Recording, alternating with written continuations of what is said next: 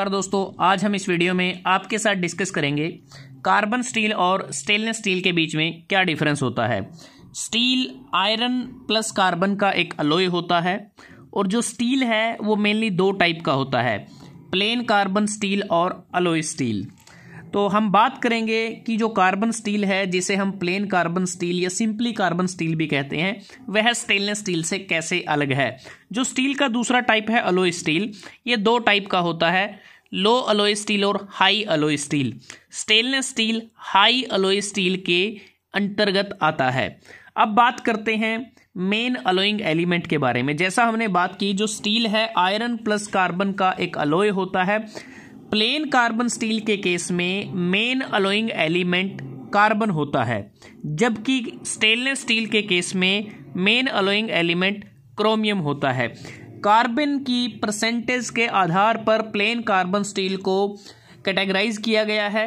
सबसे पहले है लो कार्बन स्टील, जिसमें कार्बन 0.05% से 0.3% तक हो सकती है, और लो कार्बन स्टील को ही हम माइल्ड स्टील कहते हैं। उसके बाद मीडियम कार्बन स्टील, जिसमें कार्बन परसेंटेज 0.3% से लेकर 0.7% तक हो सकती है, और इसे हम मशीनरी स्टील भी कहते हैं। हाई कार्बन स्टील, इसमें कार्बन कंटेंट 0.7% से ज़्यादा होता है, और इसे हम हार्ड स्टील या टूल स्टील भी कहते हैं। उसी प्रकार से स्टेनलेस स्टील को भी क्रोमियम की परसेंटेज के आधार पर कैटेगराइज किया गया है। मार्टनसेटिक स्टेनलेस स्टील, जिसमें क्रोमियम 10% से 15% के बीच में हो सकता है। फेरेटिक स्टेनलेस स्टील 16% से 18% के बीच में क्रोमियम हो सकता है। ऑस्टेनेटिक स्टेनलेस स्टील में 17% से 25% के बीच में क्रोमियम हो सकता है। अब बात करते हैं कि किन किन फैक्टर के आधार पर हम जानेंगे कि जो प्लेन कार्बन स्टील वो स्टेनलेस स्टील से कैसे अलग है, या इनमें क्या क्या मेजर डिफरेंसेस हैं। सबसे पहले बात आती है कोरोजन रेजिस्टेंस की। कोरोजन रेजिस्टेंस जो स्टेनलेस स्टील है, इसे हम काफ़ी सीवियर कंडीशंस में भी इसका इस्तेमाल कर सकते हैं। इवन वाटर के अंदर भी इसका इस्तेमाल किया जा सकता है, क्योंकि इसका जो कोरोजन रेजिस्टेंस है वो बहुत ही ज़बरदस्त होता है। क्योंकि इसमें जो मेन अलॉइंग एलिमेंट क्रोमियम होता है, क्रोमियम एयर में मौजूद जो ऑक्सीजन है उसके साथ रिएक्ट करता है और क्रोमियम ऑक्साइड बनाता है। क्रोमियम ऑक्साइड एक प्रकार से मेटल सरफेस के ऊपर एक प्रोटेक्टिव लेयर का काम करती है, जो उसे क्रोड होने से, जंग लगने से मटेरियल को बचाती है। उसके बाद जो प्लेन कार्बन स्टील है, इस केस में क्रोमियम नहीं होता जितना कि स्टेनलेस स्टील में होता है। तो प्लेन कार्बन स्टील में जो आयरन है वो हवा या एयर में मौजूद जो मॉइस्चर है उसके साथ रिएक्ट करता है और आयरन ऑक्साइड बनाता है, जिसे हम रस्ट कहते हैं। तो एक प्रकार से ये कोरोजन रेजिस्टेंस इसका इतना नहीं है जितना स्टेनलेस स्टील का है। स्टेनलेस स्टील का जो कोरोजन रेजिस्टेंस है वो प्लेन कार्बन स्टील से तकरीबन 200 टाइम्स ज़्यादा है, 200 गुना ज़्यादा है। अब बात करते हैं इम्पैक्ट रेजिस्टेंस एंड स्ट्रेंथ के बारे में। जो इम्पैक्ट रेजिस्टेंस और जो स्ट्रेंथ है वो कार्बन स्टील का कम होता है, स्ट्रेंथ भी इसकी कम होती है as comparison to stainless steel. Stainless steel काफ़ी स्ट्रॉन्ग होता है। डक्टिलिटी की बात करते हैं। डक्टिलिटी के केस में कार्बन स्टील ज़्यादा डक्टाइल होते हैं, इन्हें हम आसानी से ट्विस्ट कर सकते हैं, स्ट्रेच कर सकते हैं, जबकि स्टेनलेस स्टील ज़्यादा डक्टाइल नहीं होते। इनकी डक्टिलिटी को बढ़ाने के लिए हम इसमें निकल को ऐड करते हैं। ब्रिटलनेस की बात करें, जो कार्बन स्टील है ये कम ब्रिटल होता है, ये ब्रेक होने की बजाय बैंड हो सकता है जब इस पे इम्पैक्ट फोर्सेस को अप्लाई किया जाए। लेकिन जो स्टेनलेस स्टील है स्ट्रोंगर होता है, जिसके परिणाम स्वरूप ये ज़्यादा ब्रिटल होता है और ये ब्रेक हो जाता है बैंड होने की बजाय। टफनेस की अगर बात करते हैं, जो टफनेस है कार्बन स्टील की टफनेस कम होती है, और जो स्टेनलेस स्टील है इसकी टफनेस ज़्यादा होती है, और इसमें जो मार्टनसेटिक स्टेनलेस स्टील है काफ़ी टफ मटेरियल होता है। हार्डनेस की अगर हम बात करते हैं, जो कार्बन स्टील है इसकी हार्डनेस कम होती है, जबकि स्टेनलेस स्टील की जो हार्डनेस है वो ज़्यादा होती है। मेलिएबिलिटी की अगर हम बात करें, मेलिएबिलिटी का मतलब है कि मटेरियल को पीट कर उसकी सीट बनाना बिना किसी क्रैकिंग या ब्रेकिंग के, तो बार बार उसको बीट किया जाता है। तो कार्बन जो स्टील है ये ज़्यादा मेलिएबल होता है, इसलिए इसको फैब्रिकेट करना भी आसान रहता है। स्टेनलेस स्टील कम मेलिएबल होता है, तो इसको फैब्रिकेट करना थोड़ा सा मुश्किल रहता है। इसके लिए स्पेशल ट्रेनिंग चाहिए, ऑपरेटर को कार्य करने के लिए कुछ स्पेशल मशीनरी चाहिए इसे करने के लिए। उसके बाद आती है वेल्डेबिलिटी।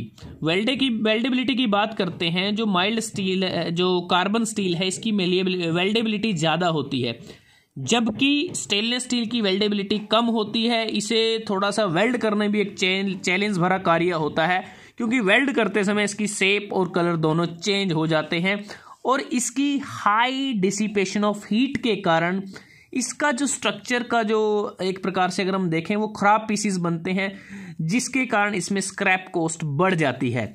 उसके बाद है मैग्नेटाइजेशन। मैग्नेटाइजेशन की बात करें, जो कार्बन स्टील है ये मैग्नेटिक होते हैं, इसमें जो आयरन कंसंट्रेशन ज़्यादा होती है और एक प्रकार से फेरोमैग्नेटिक होते हैं। लेकिन जो स्टेनलेस स्टील है ये मैग्नेटिक हो भी सकता है और नहीं भी हो सकता, क्योंकि जो फेरेटिक स्टेनलेस स्टील है वो तो मैग्नेटिक नेचर का है, लेकिन जो ऑस्टेनेटिक स्टेनलेस स्टील है वो नॉन मैग्नेटिक नेचर का है। तो स्टेनलेस स्टील मे बी और मे नॉट बी मैग्नेटिक।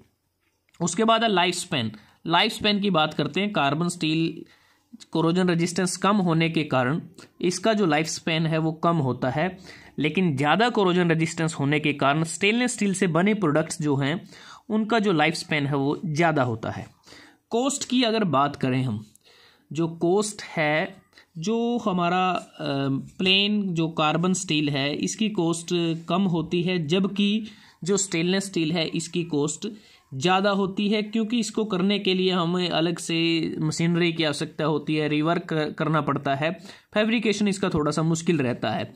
उसके बाद है मेंटेनेंस की अगर हम बात करें, जो प्लेन कार्बन स्टील से बने प्रोडक्ट्स होते हैं इनको ज़्यादा टाइम तक रखने के लिए हमें इसमें पेंट करने की भी आवश्यकता रहती है, बिना पेंट के इन पर रस्ट लग सकता है, तो इस प्रकार से यहाँ मेंटेनेंस और क्लीनिंग की ज़्यादा आवश्यकता होती है। लेकिन जो स्टेनलेस स्टील है इसको टेक केयर करना थोड़ा आसान रहता है, क्लीन करना आसान रहता है, क्योंकि इसका जो स्ट्रक्चर होता है काफ़ी स्मूथ टेक्सचर होता है और जिस पे जो डस्ट है वो स्टिक नहीं करती है।